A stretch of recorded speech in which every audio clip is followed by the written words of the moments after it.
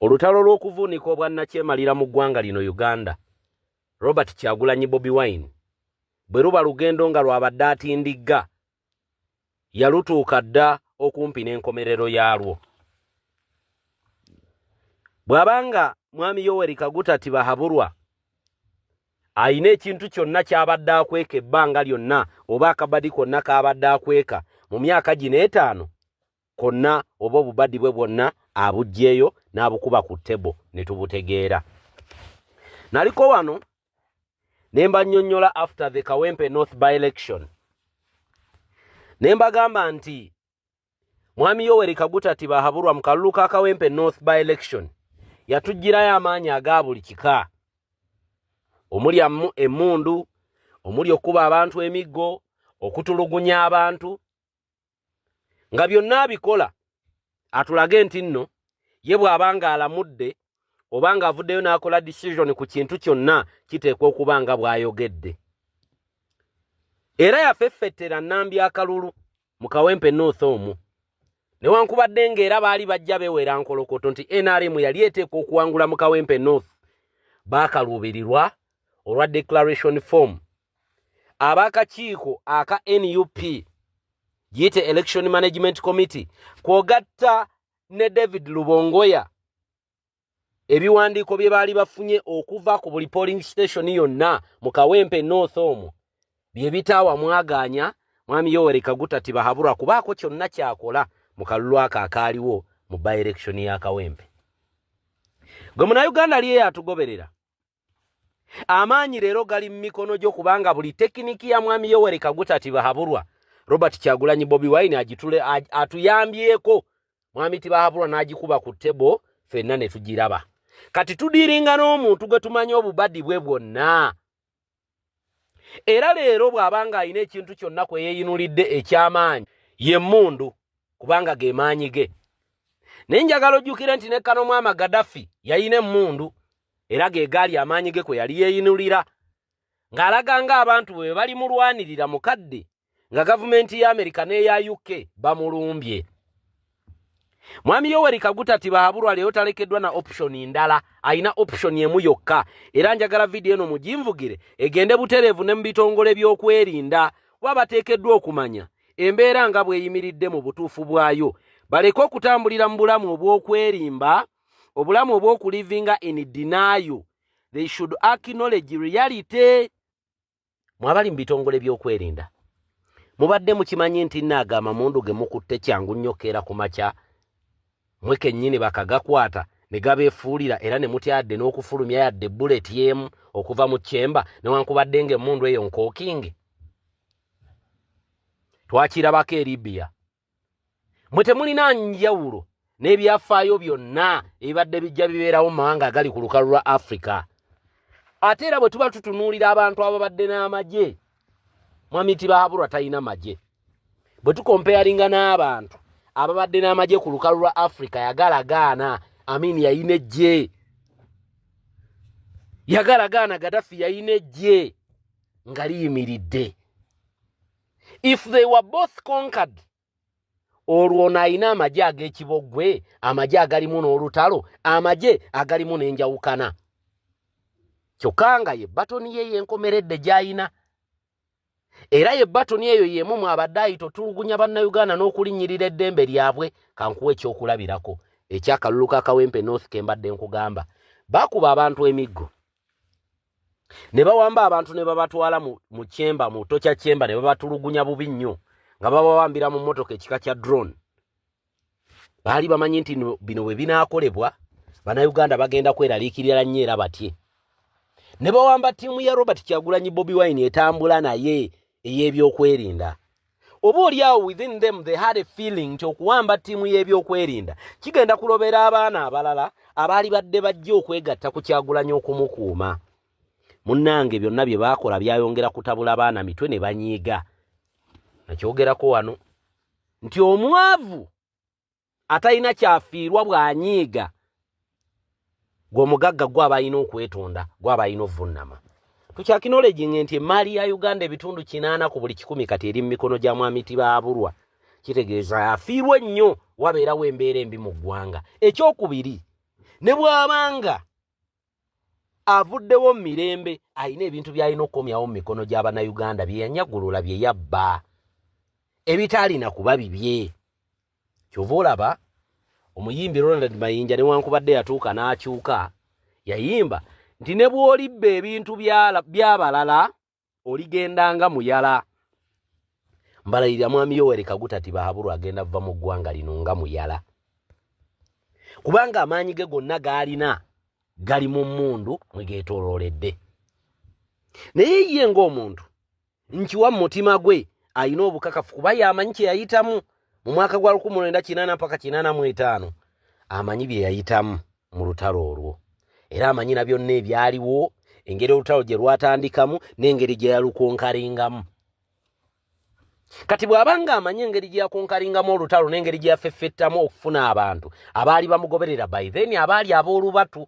Ku mulundi guno tulaba Kyagulanyi political opponent we ng'ayina Namungi w'omuntu, ate Namungi w'omuntu nga ye Munnayuganda omukoowu. Kyagulanyi akubya mwami Tibahabulwa ebigambo bye n'ebikolwa bye nti mwami Tibahabulwa yeeyama kuva 1990 naye obweyamo bwonna bwe yakola kuva 1990 talina bwe yali atuukiriza mpaka leero mu 2025. Nti kati Bobi Wine abantu bamuwulira ng'ayogera by'ayogera ng'ate bye bituufu ebiportrayinga eri abantu, toyina bw'owa abantu abo bukakafu gwe wa movement nti Kyagulanyi mulimbe era talina gy'abongera. Wano olutalo we lwanguyidde, kyenva ngambye mu ntandikwa ya vidiyo eno nti Kyagulanyi Robert Bobi Wine olutalo lw'okuwangula mwami Yoweri Kaguta Tibahabulwa alutambuddeko bw'eba mayiro ng'ayina kutambula mayiro 10 ali mu mayiro 199. I mean ali mu mayiro 99 bw'aba yalutambula mayiro 10, kubanga mayiro emu yokka yebulayo eyanga 14 Januari 2026, era mayiro ya Januari 2026 egenda okumala eggobe mu kibya, kubanga yamuteereddewo n'omuguwa kwagenda okwetugira omuguwa gwa protest vote oba akaluluka obwegugungako okulaga obutali bumativu. Akalulu kano tukoogerako nga akali plain naye bigenda okugira mu kalulu eko bigenda kubeera bingi. Leero temunatandika kubiraba kuba obudde bwako tebunnaba kutuuka, tubweteekerateekera. Mwe Bannayuganda naddala mmwe abawagira movement mubadde mukimanyi nti mukama wammwe Batoni alineemu yokka ya mmundu talinaayo ndala, naye omuntu eyeeyinulidde ku mmundu tutunuulira amawanga era nga be bakingi meekabo baba bamufuula kyali, omuli UK, America, omuli Canada n'amawanga amalala ag'abakyeruppe agali mu mukago gwa European Union agabadde gakolagana naye okuva emabega nga gonna kati gamutunuulidde era ne gamwefuulira ne gamukyukira. Lwaki? Lwa butagoberera mitendera mituufu na ndagaano gye baakola kwe bayina kutambulira. Tutunuulira omuntu nga yeeyunulidde ku ggwanga erya Russia, naye nga Russia tumanye ebyafaayo byayo n'amawanga geebadde ekolagana nago. Ekyokulabirako kyenja okuwa ye famire ya Bashar. Famire ya Bashar ebadde relayinga ku Russia ebbanga lyayo lyonna ery'obulamu mu leadership. Era Bashar mutabani we yali atekinga over, njogera ku Bashar al-Assad abamumanyi obulungi, oyo abadde akulembera eggwanga lya Syria, mutabani we gwe baawanika ku crane, ku kalaba ka crane. Byonna mutabani w'oli bye yali ayina n'owaawano by'ayina. Yayina amagye agali private ag'akabinja ke bayita Tiger, owaawano ayina akabinja ke mukamanyi bulungi nnyo aka Special Force Command. Obubinja buno mu budde buli ng'abantu bakaaye butuuka ne bukyuka ne bubeefuulira kubanga nabo baba banoonya bulamu bayina abantu baabwe. Era nabo tebaagala butabanguko mu ggwanga abantu baabwe mwe bali. Kati kino njagala tukyogerero gikale gwe munnamagye ali angoberera era ali ku vidiyo eno.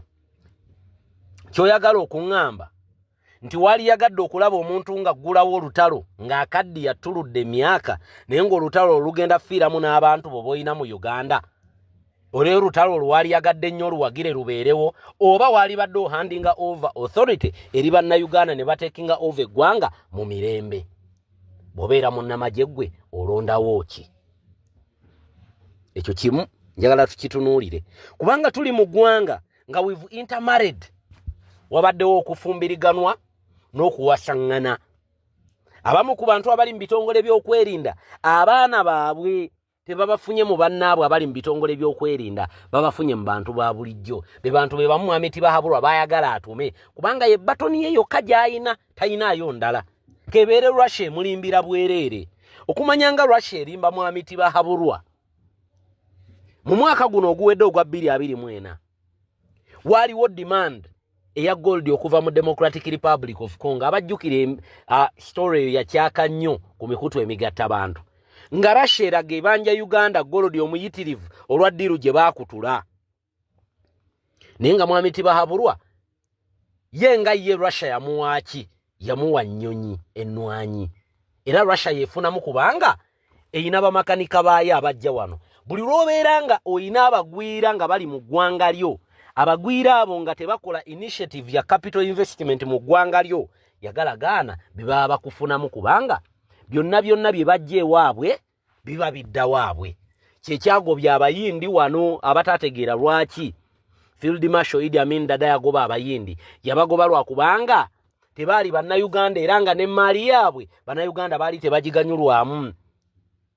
Nga bwe bamala okugaggawalira wano ku bannayuganda babajjemu kye babajjamu nga badde buyindi nga bakola investment yaabwe nga bo babeera bulungi. Kati Amini kwe kunyiga n'agamba katubagobere ddala. Bwe baba nga balina ekintu kyonna kye balina emmaali yaabwe wano tugenda kubaliyirira babeere nga tebabanja. Yo yali Field Marshal Idi Amin Dada yalina omwoyo gw'eggwanga, yalina obulumi eri Uganda. Tutunuulira embeera eriwo mu ggwanga lino Uganda nga Mwami Tibahabulwa yeenulidde ku Murasha, naye nga n'Omurasha bamuyita mpawo alumirirwa nga talina kigendererwa, ng'era amawanga g'abakyeruppe gonna bwe gaba amalala. Kati gwali yatugoberera ng'oli mu kitongole kya byakwerinda nga batoni gy'oyina ya mmundu, njagala ombuulire wali obaddeko ku front line. Bameka abattibwa nga bayina n'emmundu mu ngalo,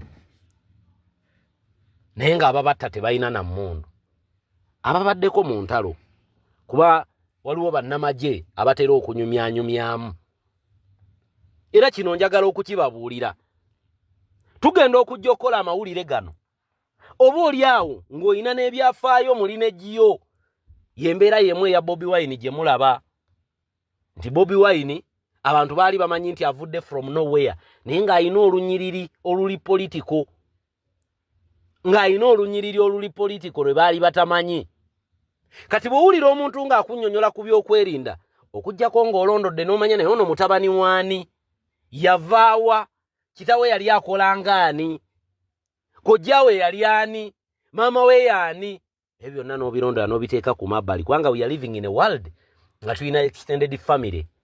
Nga mu mafamile gye tuva oba oli awo mulimu abaali babaddeko mu bitongole ebyo ne batubuulira logic nga bwetambula. Kati kyenkugamba kimanye nti nkirinaku obukakafu, nkunnyonnyola kyemmanyi nti tewali munnamagye agenda kukuba mmundu bantu batalina mmundu, nti ne bwe baba babakubye nga baweranga 150 ku crowd ey'obukadde 20 oba obukadde 5 oba obubiri, togenda kutta bantu yadde abawere 5 nga international community tennaba kujja kupiikinga. Ekyo nkiddemu muntegeere bulungi. Batoni ya Mwami Tibahabulwa gy'alina eryemu ya mmundu. Emmundu bw'aba wakutta tayinza kutta bantu basukka 2 nga tannabafuna attention ya international community ku mulembe guno gwe tulimu ogwa internet. Nti ebiri e Uganda kyangu nnyo ne bwe bifaananyi internet egiddwako, waliwo kye tuyita satellite. Tuyina ne internet by the way tajjibwako wano e Uganda, mugimanyi bulungi internet ya Starlink. Era kyenva nalimba gamba nti bannange mufune internet eyo, lwakuba nti problem eriwo nti ya fiber gwe mutawaana gwe tuyina. Internet eyo nti ne bw'onaggyako emikutu gyonna yo toyina bw'ogenda kugijjako kubanga internet provider waayo tali Uganda, service provider wa internet eyo tali wano Kampala. Nti oyina control kubiri e Kampala naye toyina control kubiri wabweru wa Uganda. Mwami Tibahabulwa akoko kategedde oba tonna kategeera kuba oteekateeka kujjako internet wali badde tomala bya mbulago. Mwe bannayuganda bali abatugoberera be bamwalamu amaanyi nti era mu kalulu bagenda kujjako internet, era mu kalulu bagenda kuyiwa amagye buli wamu okwetooloola eggwanga, tewali munnamagye agenda kutta muntu ng'abantu tebalina byakulwanyisa. Ffe wiponi yaffe eryemu magulu gaffe na mikono gyaffe, tugiwanika tuyimba we want freedom. Tugiwanika tuyimba nti baatubbye mu kalulu nga bwe tutambula twolekera amaka amakulu ag'eggwanga gye gali era ng'ekitutwala mu maka amakulu ag'eggwanga twagala kulaba ng'aliyo avaayo omutuufu ayingireyo. Oba muntegedde? Bwe muba temuntegedde wandiika, funawo wandiika nga bwenkyanywa ku lwendo nti amagye gano mwami Tibahabura geeyinuliddeko ebikolobero byonna bye gaali badde gateekeddwa okukola gaabikola ne biggwayo. Buli tekiniki yonna y'ebitongole by'okwerinda kukuba miggo abantu kati baakimanyiira, emiggo gikubwa. Kuwamba abantu kati baakimanyiira, abawambibwa bawambibwa. Kutta abantu battiddwa nti ne bakoowa ne bagaa tunattibwa bameka. Kati kabadi kyakapya amagye ke gagenda okuleeta kubalula abantu na bbomu era nako kagwa mu kufa. Afudde bbomu gwe bali kubye mu mutwe, gwe bali kubye mu kugulu, byonna bifundikirira mu kufa. Obubadi bwonna buweddeyo tekinikale. Era bwe nalabye Generali Kalebu akandwa naho ng'apapala ne mmanya nti hey jeila, ne mmanya nti kati wano kalabaaye. Ne ngamba olaba naye avaayo yerwaneko nti tabbanga ku ttaka, alaba gye tugenda. Omanyi Generali Kalebu akandwa naho oyo y'omu ku bantu by the way aba making sure nti Kagame taking over Rwanda. In fact ye yamuteekayo ng'alina okukulembera Rwanda. Kati bino byafaayo mugere mu birondoole mumanye lwaki Kalebu oyo abala ebigambo bye. Akimanyi nti gavumenti ne bwekyuka ye alina kyafiirwa, naye bw'abanga akolaganye ne gavumenti eriwo nga bw'omuwulira akuba olwali ne Kyagulanyi, kyangu nnyo mwami Tibahabura ofuluma Generali Kalebu akando naho n'abeerawo e Uganda, kuba tonnamuwulirako mu bikolobero byakutta. Oba abikola oba tabikola, omuwulira mu mivuyo gya kubba ttaka na kubba maali. Ye gwe mulimu gwe. Ye gwe mulimu gwe. Tomuwulira mu mivuyo nti yatemudde gundi. Emivuyo gye omuwulirireyo bya ttaka, omuwulirireyo bya kitavu kyaba employee, by'omuwuliriramu bya nfuna. Kati ye ng'abala ali logico mu bibalo bye era alabanga akyayina emyaka egiwera, akulaga nti nedda kamukuba olwali lwakiri bw'anaatuuka ku lunaku luli nga yali mu ntebe aleme kuntulugunya oba kunkola bubi oba emaali yange kugyonoona. Yo Generali Kalebu akando naho bwe bubaka bwe yabadde communicating nga bwe mutaategedde. Kyova olaba yafubye nnyo okulabika nti ayita Kyagulanyi munywanyi we. Munywanyi wange oyo twalina biiki ffenna n'ebirala. Kati ako nako mukategeere mu politics mwekali. Buli mulwanyi yenna atuuka ne yeepima ne yegeraageranya naganda ye luli twalina amaanyi nga tudduka egyakafubutuko tukyagalina nti nedda tegaliiwo. Kati tulilayinga ku kireero, tulina kulilayinga ku balala okutulwanirira. Abo abalala be tugenda olilayingako okutulwanirira bo tebalina bigendererwa byabwe bye balina. Tuli mu ggwanga ng'amagye gaakoowa dda agayina okugenda ku front line okulwana, gaakoowa dda. Bafiiriddwa banywanyi baabwe mu ntalo, ne babeera e Congo, ne babeera e Mogadishu, ne bafiira eyo, ne babeera e Juba, ne bafiira eyo. Naye ng'ekibalwanya mu butuufu nabo tebakiraba. Baga naye tulwanirira ki? Eno ebweru w'eggwanga tulwanirira ani?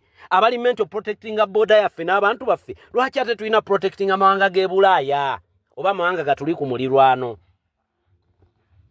If you knew how many people complain abali mu UPDF, naddala bano abanyiivu abakwatira ddala emmundu, mwe mukyatunulira bano banyambala makoti banyambala mataaya bakwata obusambi obumpi, njogerako obwo obumundu bupisito obwo. Mwe be mutunuulidde ne mugaba nange bambadde uniform banekaanekanye banyumye, abo tebalinaamu. Kankibaddiremu, abo tebalinaamu, tebamanyi na vita bweri. Abaana abategeera emmundu origino be bali abali mu ntalo, abali e Congo, abaana abali e Juba, abaana abali e Mogadishu, be bategeera emmundu. Era abaana abo mwami Tibahabura baatakolako mu budde okumanyanga yamubalira kafu. Yaddira bana bamwetoolodde n'ababukadde na bukadde era bo bagagga, they are wealthy, they are well off. Naye bana abalwanyi b'entalo abanyiivu abakoowa ate be baavu, be balina abaana baabwe abatasoma abatuula ewaka, be balina bamaama baabwe abali mu mbeera ey'obwavu, be balina bakyala baabwe nga mukyala w'okufuna ekyokulya abaana kye bagenda okulya alina kwetetenkanya nandi kikwerenga nga yali eri mu lutalo bambi atuuyana ate nti bamugamba ekiragiro ky'omukulu tekiddibwamu, kubanga bw'abeera mu magye abanga ali mu high school obanga mu primary bamufuga lwe batamuwadde official leave ng'olwo bamulangirira nga awol absent without official leave. ekiddirira nga bamulangirira nga disato oba omuntu yadduka maje nga bamutandika muyiga kakati mukubeera nti mubafuga bubi ne payment yabwe temugifectinga kati kambabireko akabadi ka mutabani wa mwami Tibahabulwa akokwongera bannamaje omusala mwaka oguwedde na lwaki yabagamba nti agenda gubongera yali alaba amaje tegamuwuliriramu mukubeera nti amaje yali alaba tegamuwuliriramu yayiya mbagule ntya okumbirivingiramu ngolwo atembeta Piero yubiganye atambudde birthday gwanga lyonna nalimalako ng'alaba talina bantu watateekateeka pirawo na nyama abantu tebajja n'agamba kati tukole tutya option ng'eriemu yakuyita mu maje kubanga amaje ye mwayagala okuwambira naye mu mpaji mwayagala okuwambira mulimu abanyivu n'abakoowu abagamba lwaki ye yafuna ranka ku myaka egyo nga tulinamu ab'emyaka nkaaga mu etaano 55 abatalina ranka gy'ayina yamayinja yagajja wanga tagakoleredde atabeerangako mu vita ebyo byonna mubibalirire baganda bange revolution yayengedde dda kiri mu mikono gyaffe we have the ball rolling mu mikono gyaffe okuwangula kuli eriffe tulina option emu yokka we either die trying or we have no other option tulina emu kufanga tuwadawadako obanga tugezaako tetulina ndala kubanga bwe tunagamba nti nno tubireke after all Uganda ejja kubeerawo ne bwe tunaaba tuvuddewo ejja kubeerawo ne bwe tunaaba tuvuddewo naye abaana baffe mutabani wange Aiden bwe mutunuulira nti neŋŋamba kati omwana wange muleka mu Uganda kika kyeno ekulemberwa abajambula bano generation eddako tugirekera ki abange generation eddako tugirekera ki ebyo byonna tubitunuulire abaana baffe bo balibeera nakaki bwe tubanga ffe twagadde tubeere comfortable tulye eggwanga tulimalewo abaana baffe bo balibeera nakaki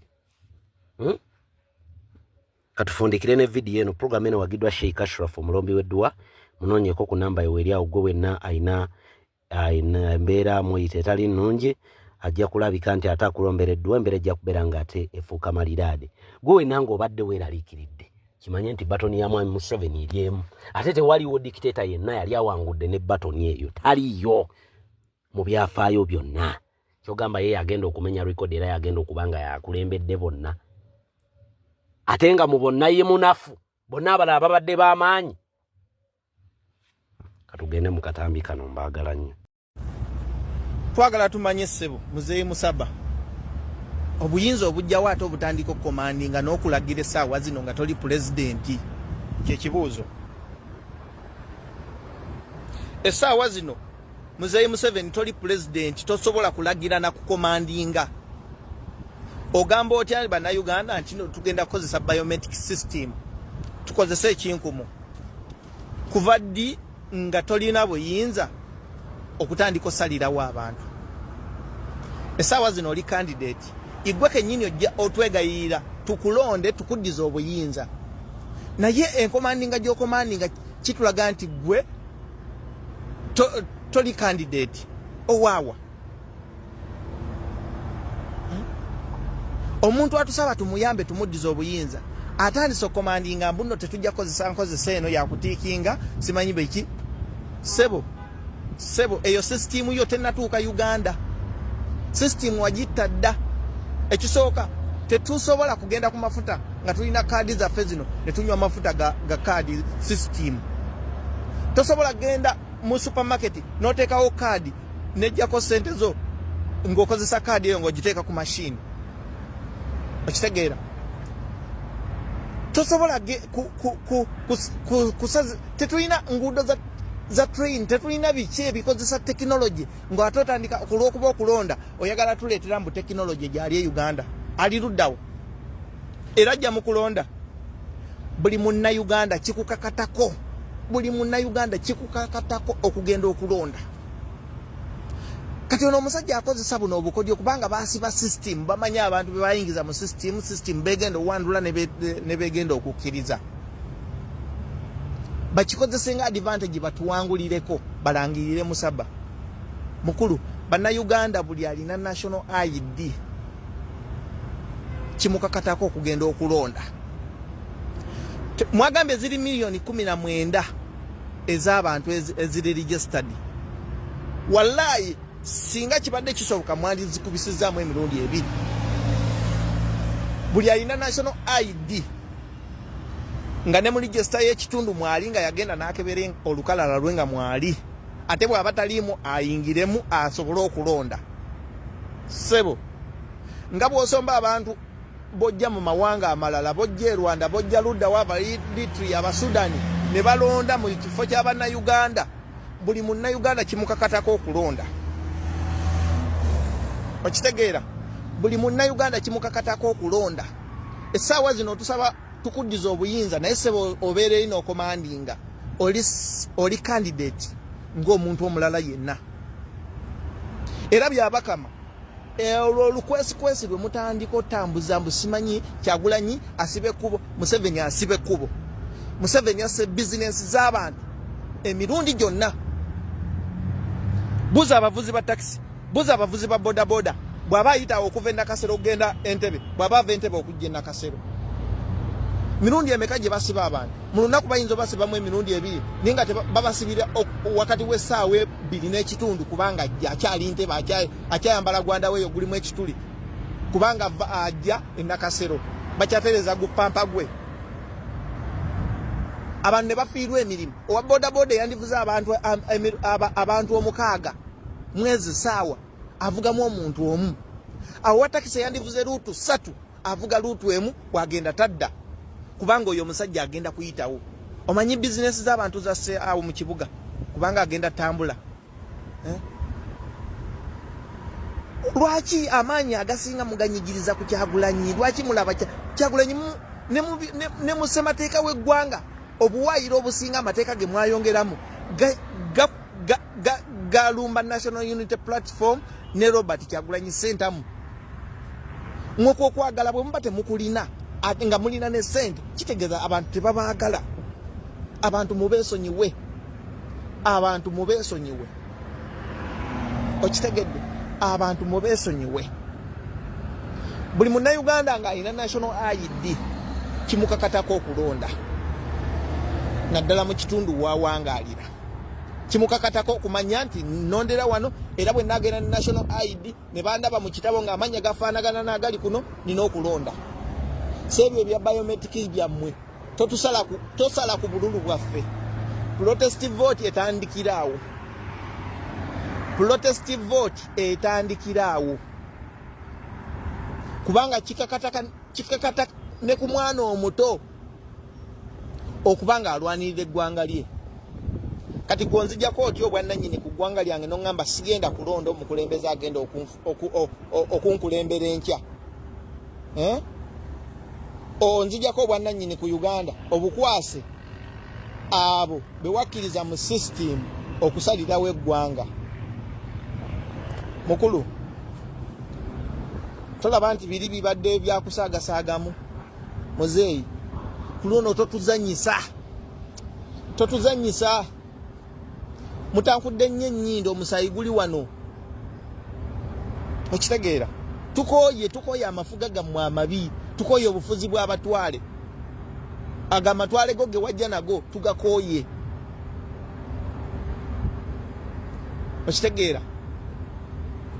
Obwo obufuzi bw'amatwale g'abaddugavu obwe wali oyagala okutandika okuzimba empaya zo zitwale mu Central Africa, Congo, luddawa ebyo twabikoowa mukulu tubikooye. Bannayuganda yessaawa ey'okusamba olutuula tuluyuze twejje mu buwambe. Okitegeera? Tusambe olutuula tuluyuze tuve mu buwambe. Tulina chance akakasajja kali mu ICC tukozese chance eyo. Akasajja kano tugondeze mu ICC. ICC tugigondezeemu. Kana akasajja kalina agasango gangi nnyo. Bannayuganda bwe tuwongoota ku luno bannaaye akasajja ne katuyita wano. Mmwe mugenda tandika okutambuza enkokola mu Uganda nga tebasobola nakukkiriza kutambuzaako bigere nkokola kubanga toli munnansi. gundi yeggwako national ID yeggwako n'ofuuka ate muntu wa wala n'ojjaawo gavumenti banaye munnyambe munziriza obutuuze okitegeera nga bw'ogenda mu nsi ezo ez'abazungu ludda wa noba ng'olina okutunula ku ID yo ereme kuggwako oleme kubeera mu overstay kitegeeza bw'obeera Uganda nga national ID yo yaggwako obeera mu overstay tosobola kufuna bujjanjabi tosobola kufuna service okitegeera bannayuganda tugondezemu ICC International Criminal Court akasajja kano kalina agasango ganje ennaku emabega kaawo baali batunula mu musango gwa Joseph Kony bingi bye baazuula ate nga naffe twawaabayo emisango okitegeera amaaso ag'abantu abo bakirimaanyi gatunulidde Uganda essaawa zino okitegeera Museveni yeepeeredde dda bannayuganda yessaawa eyokozesa chance eno tugikozese okitegeera omupiira guli mu penalty mu golo temuli golokipa ne bw'okuba katono bw'oti kagenda ne kanywa nga totaddeemu maanyi okitegeera ne bw'okuba katono bw'oti kagenda ne kanywa nga totaddeemu maanyi omupiira batuwadde penalty refa lyatuwadde penalty yiyaawo mu golo temuli golokipa kuteeba buteebi kyekiriwo kati okitegeera eyo yonna layini eyo bagizingako eri kugundi ku caveat okitegeera bannayuganda tuleme kubongoota bannaye ku luno omusajja avaayo atya n'atugamba mbu atukomandinga sina pulezidenti saawa zino avaayo atugamba atya munno akomandinga munno ffe tulina kulonda bwe tutya ebyo tubikube biveewo ebyo tebisobola kubeerawo munnayuganda alina kulonda nga munnayuganda alina kulonda nga munnayuganda musaba twesonyiwe twakukoowa kitegeera twakukoowa wajja kutufiirako ebintu bwe binyuma ofiirako bifiire kito tuvaako bannayuganda tuzuukuke tuleme kwebaka tuzuukuke tugondeze mu ICC esobole nayo okumenya mu jjenje kalu amiina mukama bankuumire tuveeyo tulonde mu bungi biba biometrics tubigobe tetunabafuna technology kubanga musaba yamulema dda